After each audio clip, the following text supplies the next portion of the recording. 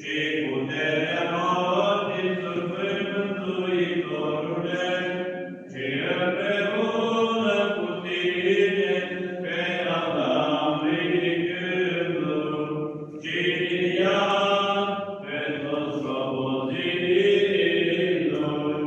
Bine, Sfântă Doamne, învață-ne pe noi îndreptările Tale.